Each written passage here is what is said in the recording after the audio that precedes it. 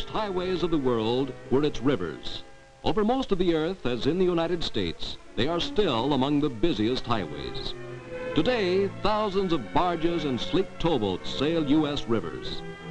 In American history, the Indians paddled canoes on these rivers. The trappers, traders, explorers, and colonists followed. And as people settled the West, towns grew up along the rivers. Life there was described by Samuel Clemens in two books, Life on the Mississippi and The Adventures of Huckleberry Finn, books that will live forever. For a pen name, Clemens chose Mark Twain, a river phrase meaning 12 feet deep.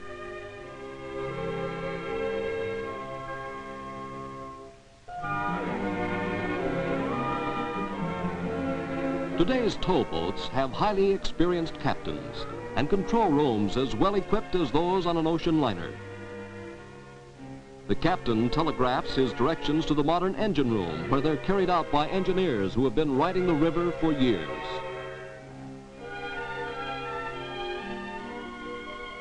Most towboats today are diesel-powered with two-screw propellers instead of the old paddle wheels. Radio reaches a towboat anytime. For instance, suppose freight is already moving in a barge on some part of the 28,000 miles of navigable inland waterways in the U.S. The shipper wants to change the destination of the shipment. The captain of the towboat is notified by radio while the freight is actually in transit. A group of barges is called a tow, or flotilla. Life aboard a towboat has changed since Mark Twain, but the love of the river is still the same, be it on the Ohio, the Illinois, the Mississippi, or any of the other streams that join to make the great Mississippi River system in the heart of America. Many barges make up a tow.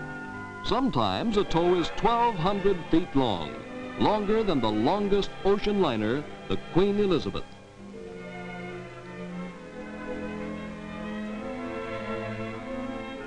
Here, a tow is too long for the 600-foot lock through which it must pass. Therefore, the flotilla must be broken in two.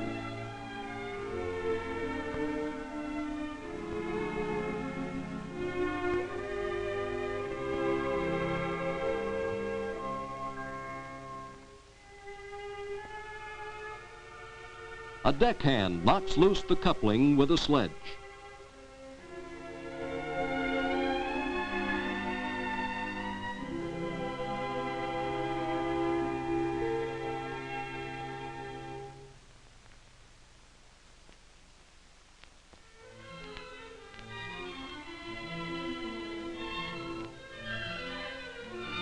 The rear part of the tow is pulled out of the way by the towboat, and the gates close.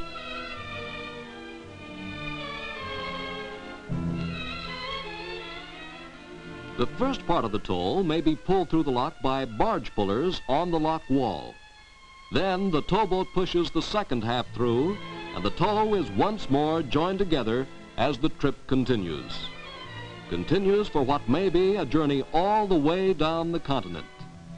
For America's great river system joins Pittsburgh, Cincinnati, Louisville, Chicago, Minneapolis, St. Louis, Memphis, New Orleans, and via the intracoastal waterway joins all these and other cities with Houston.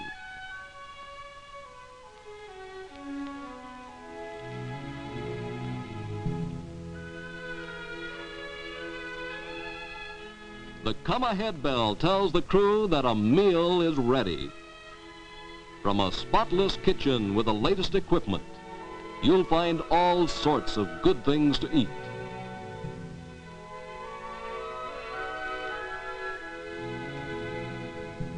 There's ham, deep-fried potatoes, cake, and all that goes to make a fine dinner. Officers and crew eat the same food in the same dining room. Men work for 6 hours, then get 6 hours off. Off watch, they relax in lounge rooms with games like solitaire. Or with checkers, always a favorite among rivermen.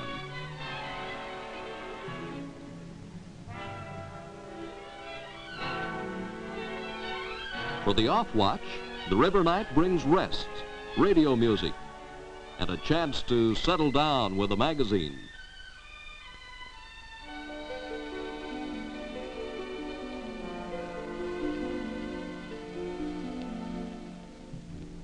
For men on duty, the night requires alertness and skill.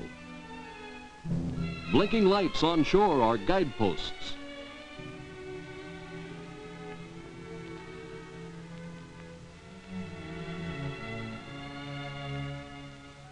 The searchlight has trouble penetrating fog, the enemy of men on the river, as it is of men who sail the sea. But today, radar helps by showing the way and any obstacles that may be in that way. Radar, a product of World War II, an invention that Mark Twain never knew, keeps the towboat moving ahead.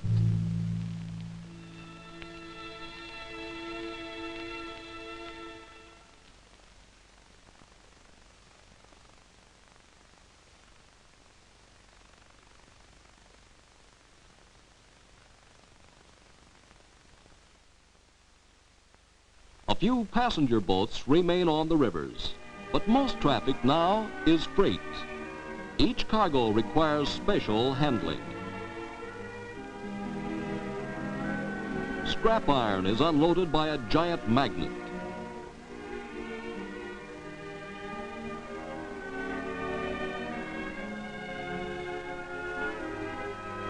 New automobiles, 600 at a time, move down the river to the south.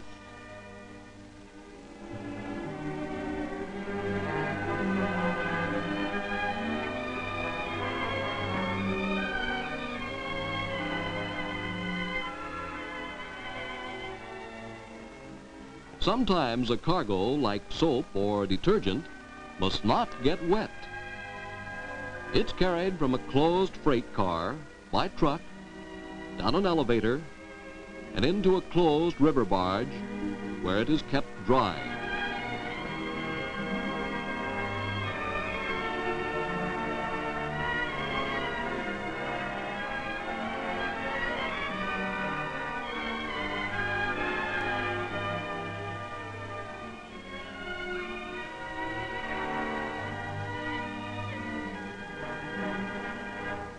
Sometimes the cargo is coal, a heavy product that, like many items, may be shipped economically by the river.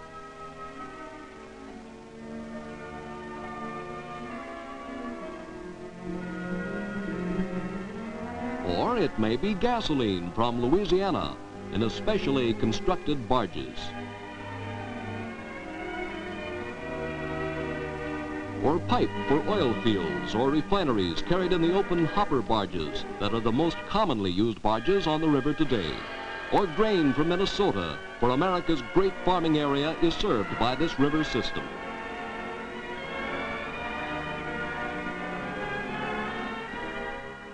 Whatever the cargo, towboats like this one of the Union Barge Line and all kinds of barges keep it moving through sun or fog, day or night. Today, thanks to the Army Corps of Engineers who keep the rivers open, and thanks to the thousands of officers and rivermen aboard the tows, America's great heart-of-the-nation river system is better than ever, and busier than Mark Twain ever imagined it could be. The golden age on the river was not Mark Twain's time, it's today.